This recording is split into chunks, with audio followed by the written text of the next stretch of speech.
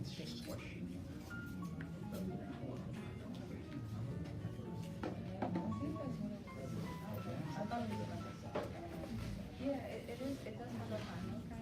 Well, good afternoon, everybody. Good afternoon. Welcome. I'm glad that we all could come here.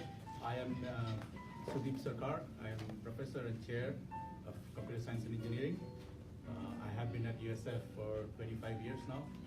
And I've seen it all grow over this period of time. And I'm very glad to have this event dedicated just for computer science this year. And the person behind this event who has designed all of it is Marjorie. Marjorie, can you come over? So I would hand over the proceedings to Marjorie.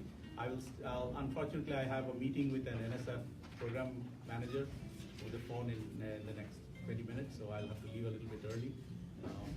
I hope I could have stayed, but I'll hand over to Marjorie to conduct the rest of the session.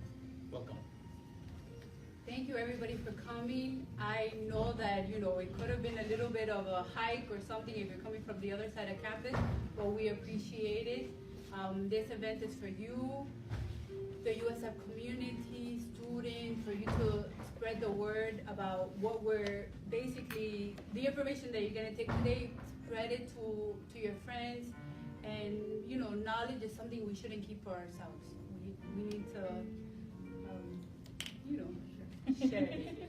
So, our three speakers, which they're taking time away from their busy teaching and research, but they're here just for you.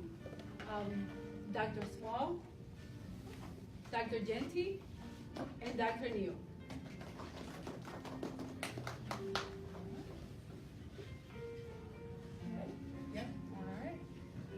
I guess I'll go ahead and get started. Good afternoon, everyone. As Marjorie said, we're really grateful for you for being here. And we really wanted to have this panel not just to help us reflect on the accomplishments of some of the many extraordinary people that came before us, but also give you an opportunity to connect with some of the current faculty, staff, and fellow students that represent part of what I like to call the global majority, right? As it is Black History Month, we felt that it was absolutely necessary to bring attention to some of the many accomplishments that you see in the presentation highlighted behind me. For instance, I can personally say I was very heavily influenced in a positive way by Jared Lawson, who created the first video game, because it is and has continued to be a great source of stress relief for me.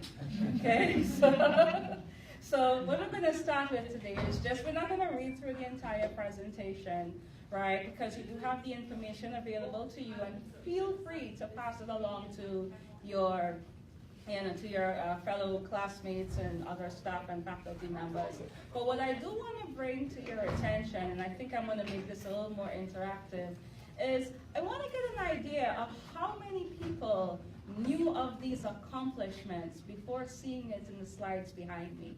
You could be honest. I'm seeing, no hands are enthusiastically going up, right? No one is like, yes, I actually knew that person, or yes, I actually met that person.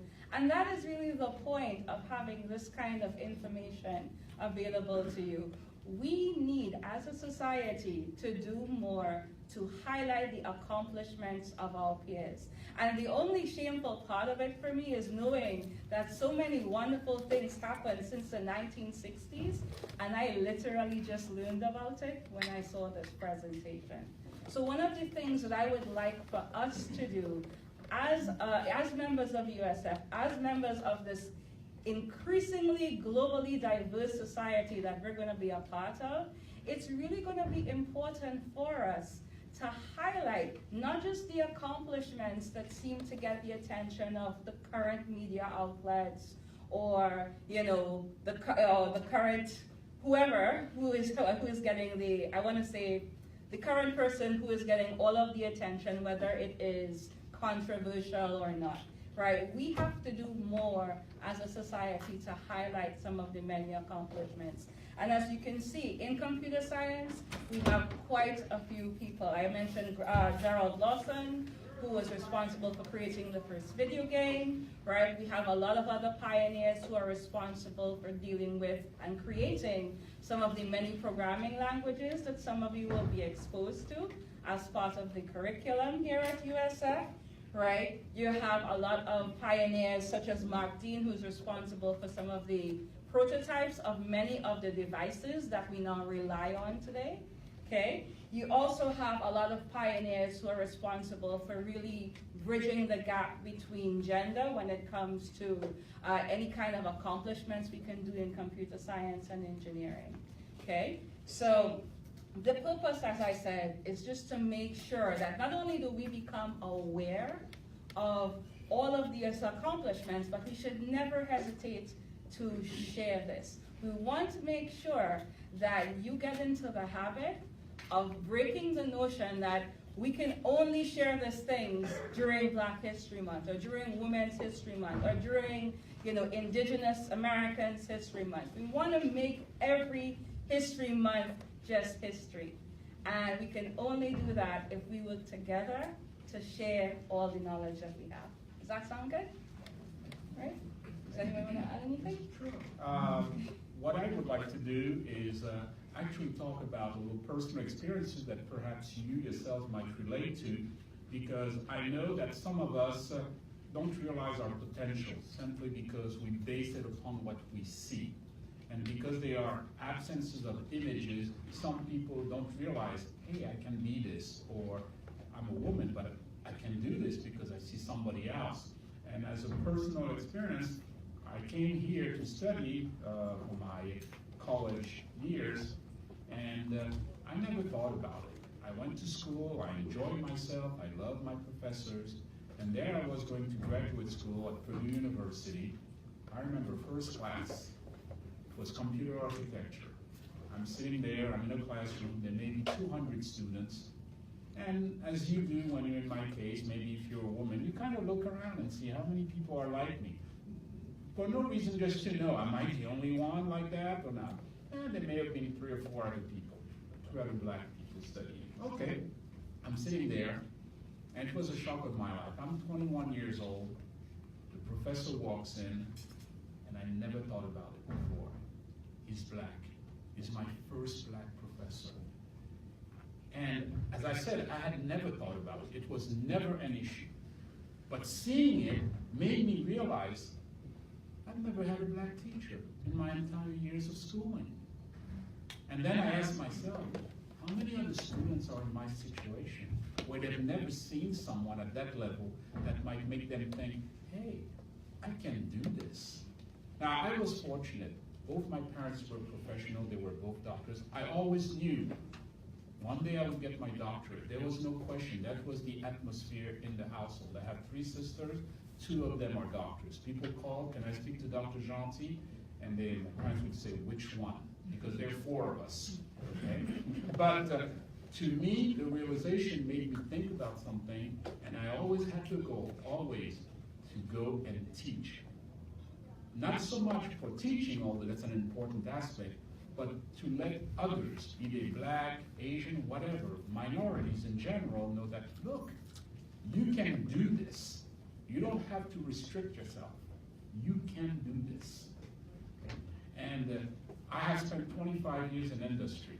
I've had patents, I've created top-of-the-line systems that in those days were considered impossible to build. Right here at Nielsen, 25 years ago, some of the first face recognition and tracking system.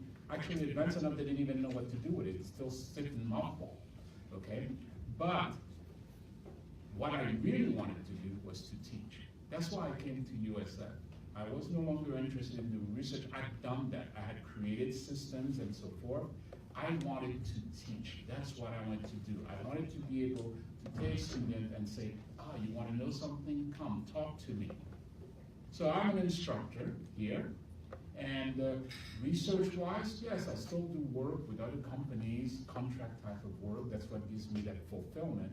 But really, what really fulfills me most is being able to talk to students like you, to ask them, if you don't understand something, come and see me. And I try to be as available as possible.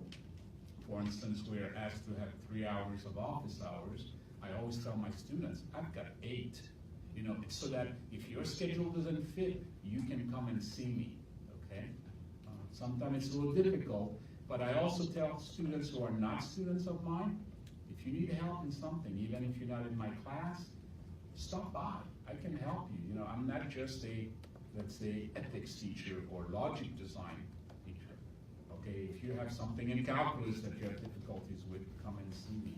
But the whole point is to show you that, hey, you can do this. If I can instill that in people who perhaps don't think they can do something because they've never seen a role model doing it, or they haven't seen someone like them do that, I say, come and talk to me. Come and see who I am as a person, and that what I've accomplished, you can. I am no better than you. I'm not, look at me. I'm not anything special in that sense. And what I've achieved, you can achieve, okay? You can do it. And I want myself to be a sort of proof of existence that can be done. And if you want to know more, come and see me. We'll sit down, we'll chat. Okay? So my experience was a bit different. I went to a HBCU during my undergrad, so I was surrounded by people that looked like me. It was never a big issue to be around my peers and feel kind of out of place. I don't know if any of you have felt that. Once I graduated from there, I ended up at Clemson to do my master's in computer science, and that was a culture shock for me. Even, I think, my first or second year, they were celebrating their 50th year of integration. And I was like, why? I just hadn't even thought about, it hasn't been long since they allowed people that look like me on this campus. And that was even shocking to me. I went to University of Florida to do my Ph.D. in computer engineering. I actually just graduated this past August. And now I'm here as an assistant professor. And one thing that I can say is I have achieved more being in more diverse environments than I did without having that around me. So that's important. I don't want anyone, especially minorities, to ever feel like because I am the only one in the classroom that looks like this, I can't do more. That's never been the case for me, at least in my experience. And I hope that during this discussion, we're able to communicate that you can achieve anything that you want to achieve. It's really about networking and refining your skill set and talking to people and learning things about different cultures. One thing about larger universities and more diverse universities is that you get so many opportunities to travel, and you get opportunities to work with other people that you would have never met, in other situations. So not to say that my experience at HBCU was negative, it was not at all. In fact, I am very thankful for that experience, and I wouldn't change that for nothing. But it really just kind of highlights things when you kind of are placed into a different setting and you get that different experience. Just kind of embrace where you are and embrace the different opportunities that you have. And again, like all of us are saying, if you ever need to talk about anything or just need to, whether it's academic related or not, my door is always open. I guess I'll go ahead and give you a little bit of information about myself. So, unlike my colleagues, I grew up in the Caribbean. Well, one of my colleagues grew up in the Caribbean too, right? But I mentioned that because where I'm from in Trinidad, the racial makeup consists primarily of East Indian and African descent. So growing up, I never had to experience that kind of culture shock that my colleagues experienced. But one thing that I was really grateful for in my educational system is the increasing awareness of what happened globally to people of my race. So even though I never had to experience the culture shock on a personal level, I had to write so many essays, right? Talking about the slave trade, talking about the experience. And so I became very knowledgeable about the many, many atrocities that have afflicted people of of African American descent, and even, you know, atrocities that still continue in some countries today. One thing that I think I am really grateful for in my upbringing was that between my education and my parents, I became very knowledgeable, and it has made me more aware and sensitive to the way that issues are perceived among different races, right? That perspective, right, and the ability to show empathy, the ability to see how someone can perceive an issue as offensive versus not offensive, that became very important, especially as I grew up and I realized that even though, right, I'm not personally, I didn't personally experience any of these things, I am able to relate. I am able to meet somebody who can say, I don't know what this is about. What's the big deal? And I can go to that person and say, here's why it's a big deal, right? Or a person who, who really gets emotionally charged about an issue, and I could say, listen, I completely understand why you feel that way. So that was one of the things about my upbringing that became really important, and it really helped me to forge my identity, so that when I came to Maryland at Morgan State University, I had the HBCU experience, right? It was a wonderful experience. I was able to connect with my peers, but I was already established. I knew who I was. I had a very strong sense of identity, and I was already open and willing and accepting. And it really did help me for the inevitable culture shock that seems to follow when you do leave that environment and where people don't look at you or look like you. Because when it happened to me, I was like, okay, so I'm the only black woman at this conference? Okay, I guess I'm just going to be the only black woman at this conference. That's all there is going to be. I didn't think about it. I didn't think about it in the sense that I had this really impossible burden that I had to carry as the only black woman at this conference, right? And I mention a conference because if you ever look up the spelling of my name, which 93% of people can't get right, my name actually does not reveal my gender or my race. It actually comes from a German word, Schnell, which means like quick or fast. So no one gets an impression of who I am until they meet me or until they hear me speak. And I remember going to a conference where, again, I'm the only black woman. I'm speaking at the conference like this, and they're looking for someone named Schinnel Small, and they don't know who it's looking, and based on my name, they get the impression that I am, this German white gentleman, right? And they're looking all over the place, like, where is Dr. Small? And I say, you're looking for Dr. Small? And they start with, yes, are you his assistant? I'm like, no, I'm Dr. Small. Here's some ID here. Here's whatever you need. But it's okay, because again, I don't, at the time, I already had my sense of self. I recognized, right, with my experiences growing up in the Caribbean, with the way that things are perceived, right, especially in modern society, that sometimes there's preconceived notions. There's, yes, stereotypes, right? There's always some perception, right, based on speech, based on sight, based on sound, right? There's always some perception, and I grew up realizing that, people are going to have perceptions, and it is going to either be my responsibility as an individual, right, to either feed into that perception, negative or positive, or to educate the person around it. So I wasn't offended at that conference when they asked me if I was Dr. Small's assistant. I really wasn't. I saw it as an opportunity to say, no, I'm Dr. Small, right? It's very nice to meet you. They were a little embarrassed, so I kind of made a joke about it, like, oh my gosh, we're so sorry. I'm like, and what, I'll miss this moment? Nah, this is great. But it gave them an opportunity to learn, hey, it's not okay for me to make this kind of stereotype based on somebody's name. And by not getting immediately offended by it, it also gave me an opportunity to foster an understanding between that person, to help them realize that, okay, right, maybe your perception was based on a stereotype on my name, it's okay, right, but I need you to understand now that you've seen me, now that you've met me, right, I'm hoping you think a little bit differently. So I'm an instructor here as well. I have been at USF going on 3 years now. And it's very funny, when I actually left Morgan State University, and this was one of the saddest parts, I was in the computer science department, and I was the only black female faculty member there.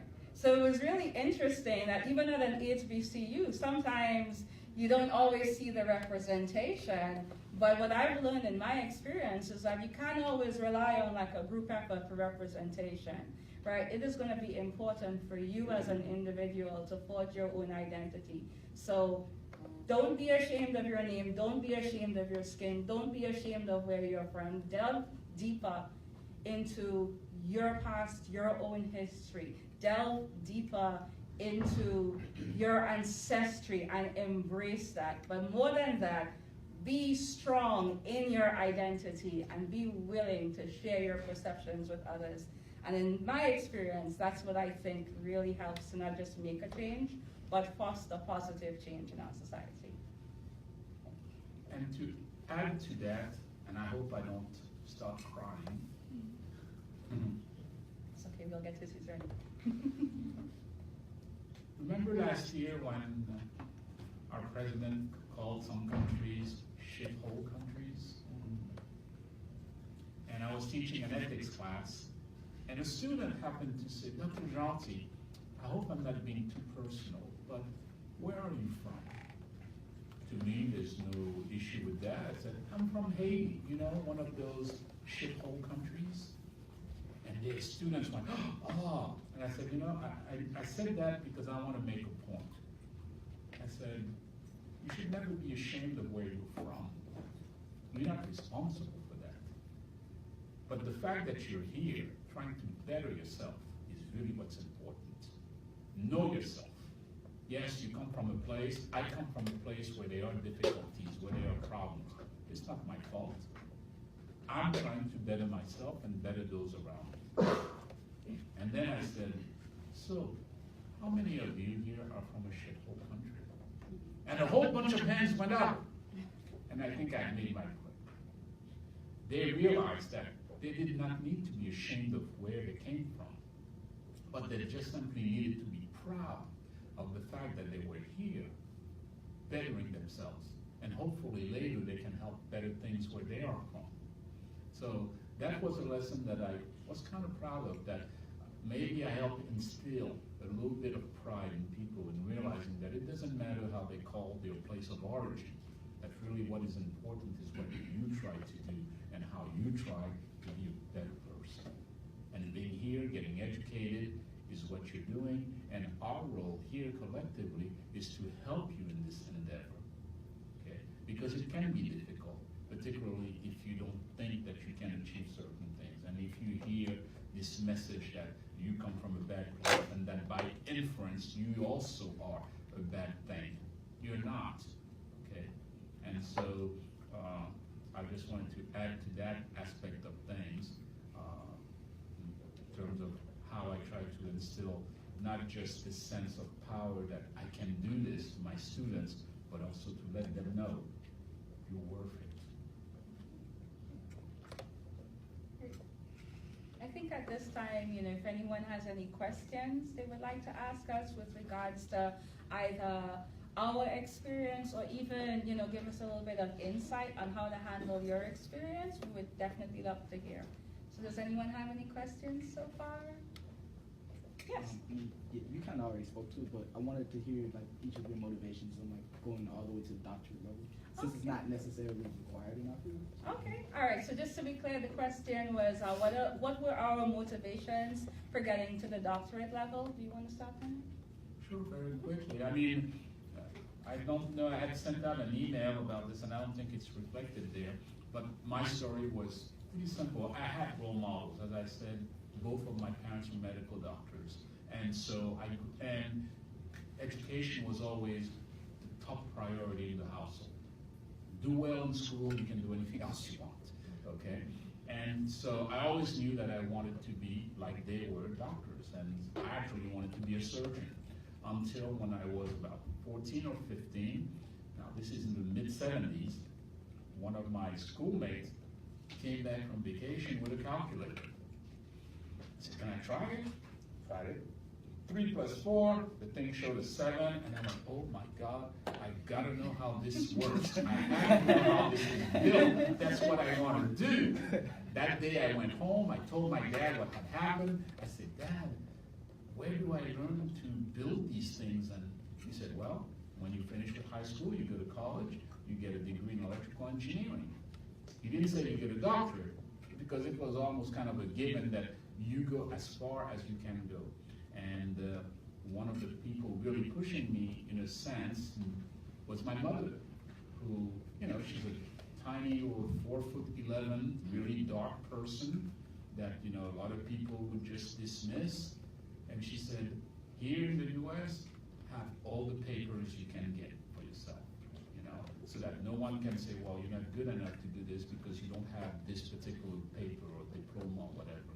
So in a sense, there was also a little bit of that, but I had always wanted to say, I'm going to go as far as I can go in terms of learning. I don't want to stop at just a bachelor's, because someone might say, well, you can't get this job because you don't have that knowledge, and so forth. So that was, for me, some of the pushing factors. It was always there, but then reality, you know, working in certain places, like at Bell Labs, you couldn't be considered a member of technical staff if all you had was, you know, a master's degree. To be considered a member of technical staff, you needed a Ph.D.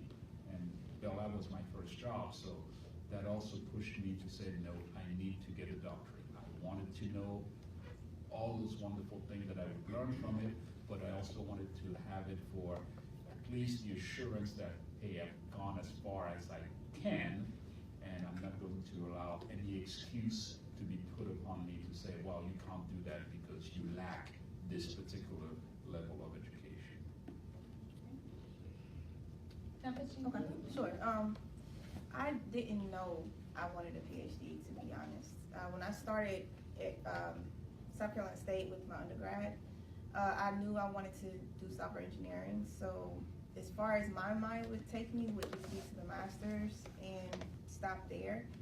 I think for me, what was most motivating was having my mentors, like my advisors, mentors within my field that I would meet at conferences, and traveling and giving talks and actually starting to do research on my own and seeing how fulfilling it was.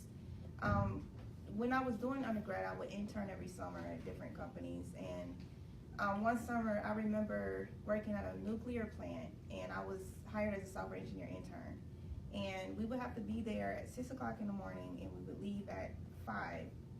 But where I lived, I would have to get up at 4 and do that every day. And I knew, okay, this is annoying. And it's too early for somebody to tell me what I have to do every day. But still, I couldn't see past, you know, well, I can only do a master's degree because nobody in my household has a degree. Hardly anybody in my family has a degree. I'm from Lancaster, South Carolina, where it's literally 15 minutes from the time you enter the county to the time you leave. I hadn't seen anything like a PhD. So I didn't even know what that meant, to be honest. I didn't know what the PhD process was. So for me, it was, okay, I'm gonna go to Clemson. I'm gonna enroll. So I enrolled into the PhD program because one of the professors there that later became one of my mentors just kind of convinced me to do it. And his way of convincing me was that if you don't like it, you can just stop after 2 years and walk with the masters. So I was like, cool, because that's what I want anyway. So I'm there, I do my 2 years, I walk with the masters, and by that time, my first paper got accepted. Like almost the exact same time that I walk with my masters and my first paper gets accepted. And then I'm like, oh, I'm hooked now. So I'm going to conferences, I'm meeting people in biometrics, that's my research area. And you know, my advisor is saying, hey, we have this new data set, can you do some analysis on it? And I'm like, sure. You know, I get to go to the lab when I want. If something comes to me at night, I can tell my advisor, hey, you mind if I do some work on this? And to me, it was just the creative freedom that kind of drew me in, and having people behind me pushing me saying, hey, this is what the PhD means, and you can do it, and you're not going to do it by yourself. You know, that's my advisor talking. Those are my mentors. Again, my family they've always been supportive. but they have no idea what I do at work. You know, they have no idea what I did to get a PhD. They just know my baby in school, and my baby gonna be a doctor, you know. So to me, that was enough. For them to be proud of me, that was enough. And I knew if at some point I quit, I would disappoint my mother. I would disappoint my dad and my little sisters, and you have that pressure on you too, especially when you're coming from somewhere where you don't have PhDs. So that was important to be an example for my community back home, and to just, I knew that my advisors knew that I could do it, and that was enough for me to know I can do it, you know. So as for my experience, I can boil it down to 2 words, but I'll give you context, I promise. One word is pride. I have a lot of self-pride, and the other one is paranoia. I have a little bit of that. So let me provide some context. I grew up watching Bill Nye. I idolized all things Bill Nye. Right? I didn't, you know, I was just fascinated by him, and he inspired me, and I thought, yeah, I can do that. I can get into science. Why not? He makes it seem fun and seem cool. And what I really liked with his show was just the way that he presented it, not necessarily the content. It always seemed fun and engaging and active, and it always made you want to learn more, or maybe try something that you really shouldn't try without parental supervision, right? But, you know, so I really grew up with that love of science, and, you know, I became really aware that, okay, I think this is something that I can do, and I could take this to, you know, the sky's the limit, because, you know, that's what we tell everyone, the sky's the limit when they're young, right? So I get into my teenage years, right, and I run into 2 influences in my family. One was positive and the other was negative. I'll start with the negative. My father, who I love very dearly, but can be a little bit of a chauvinist. He was concerned about me getting into sciences. He worked in an oil industry for decades, almost 45 years. And so it was his opinion that the science was unsuitable for me as a young girl. Right? One of the excuses he used, that it would be so stressful that he would cry every day. You know, like, you shouldn't do this. You should go into business, or you should go into something that seems a little bit easier to essentially handle what might have been my fragile emotional state. Right? I, as a teenage girl, did not take that very well. Okay? So part of my motivations, and again, I'm thinking back to Bill Nye, like, I don't care what my daddy says. I'm going to be a scientist. Right? And what was also important to me, even though I don't think the influencer realized it at the time, was my younger brother, Peter.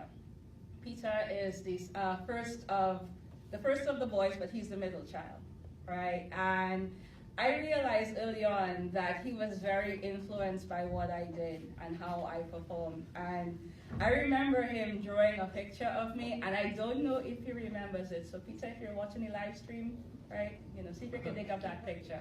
But the picture was of me dressed as a scientist. So I needed to visualize it, okay? So I have the glasses, I have the lab coat, I'm holding some chemical, and I kid you not, there's like a Nintendo 64 in the lab pocket. Like the whole console is in the lab pocket. And I'm thinking to myself, this is how my brother sees me. My brother knows I can do this. I know I can do this. Forget what my dad says. I still love you, Dad, but no. You know, so part of that, that's where I really developed that motivation. Like, part of it was, right, I believe in myself. A part of the inspiration came from my brother. Look, my brother, 2 years younger than I am, he sees this in me, right? He sees this in me. He sees something that even my father could not see in me, right?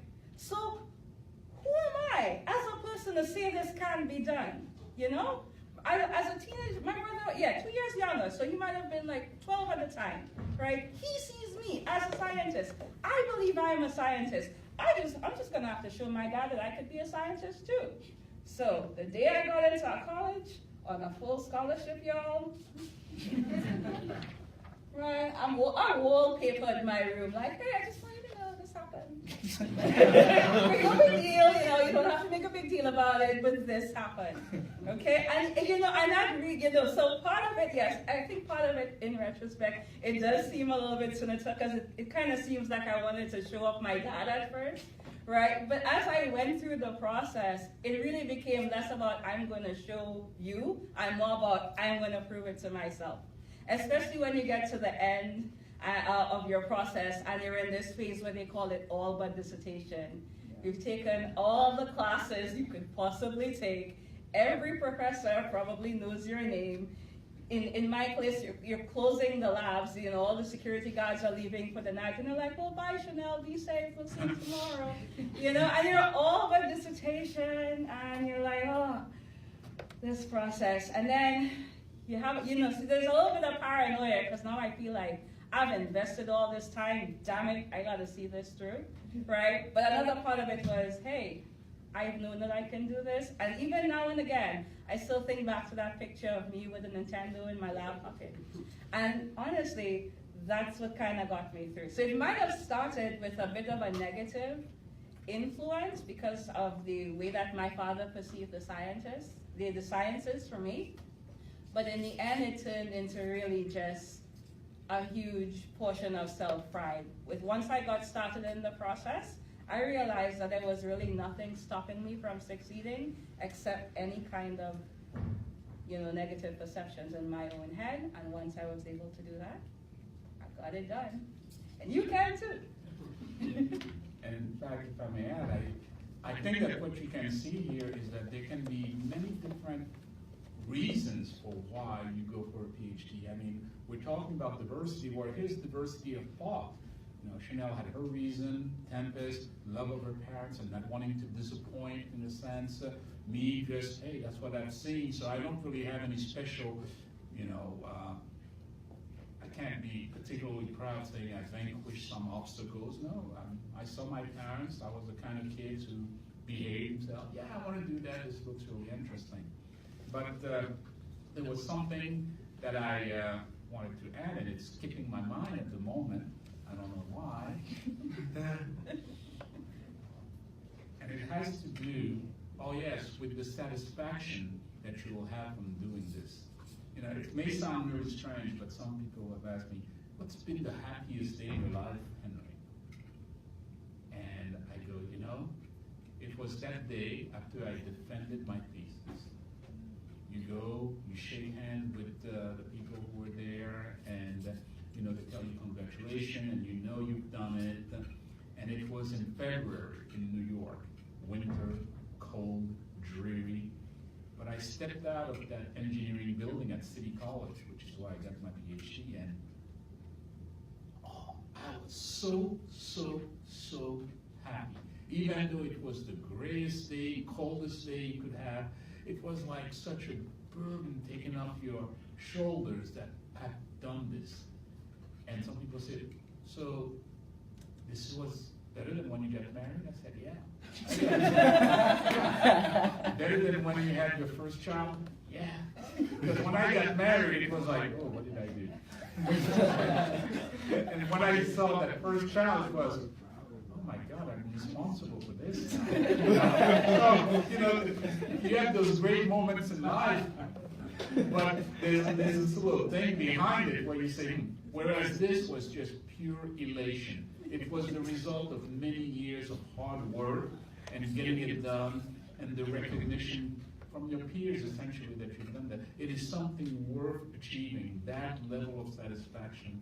And it could be just for yourself, but, and I don't know, hopefully getting married or having children will be even better for you. But for me, I have to say, the best moment, the happiest moment in my life, up to this day, and I've had other happy moments, but to this day, was getting this degree and having it done. So we might have to give Henrick a couple of moments to think about how he's going to explain this in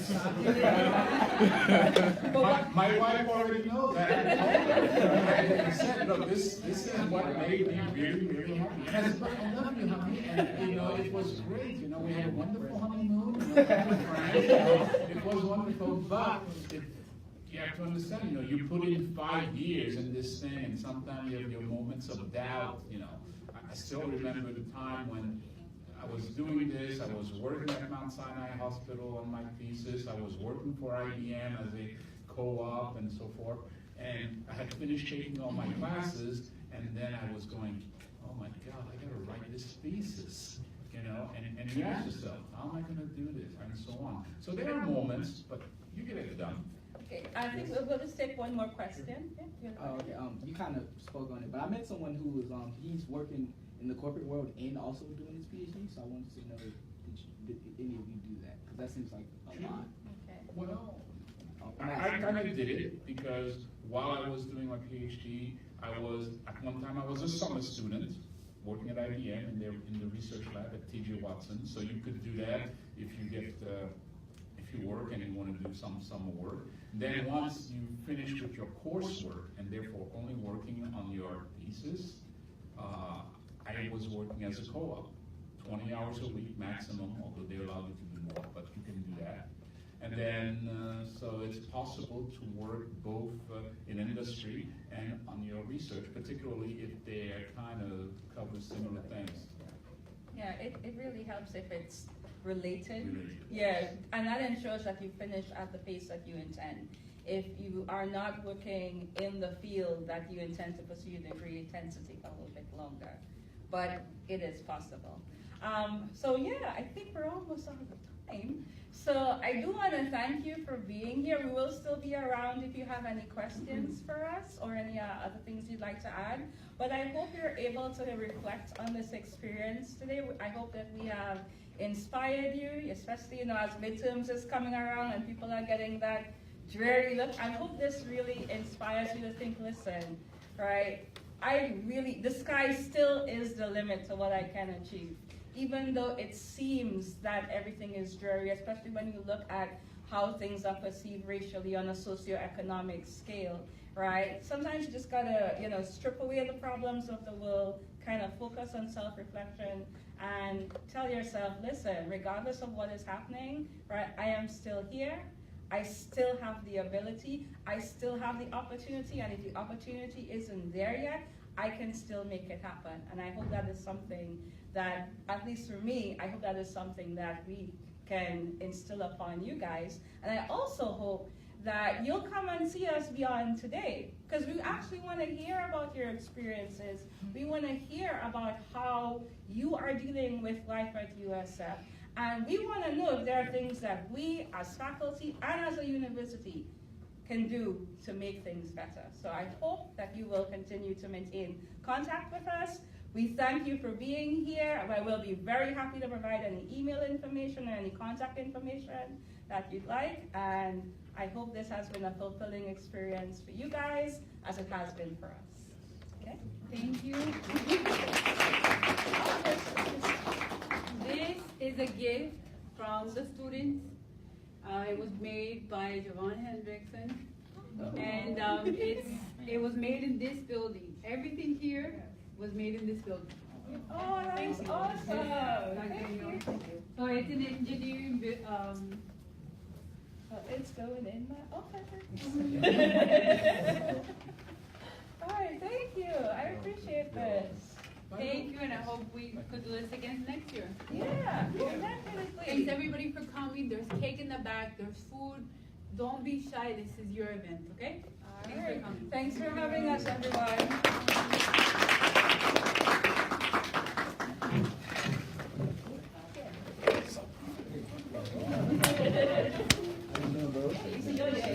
Some pretty information.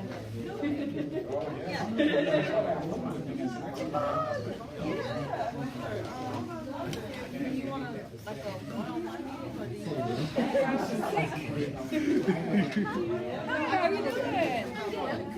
Khadija. I've heard so much about you. Oh, I'm hoping it's good. Let me brace myself.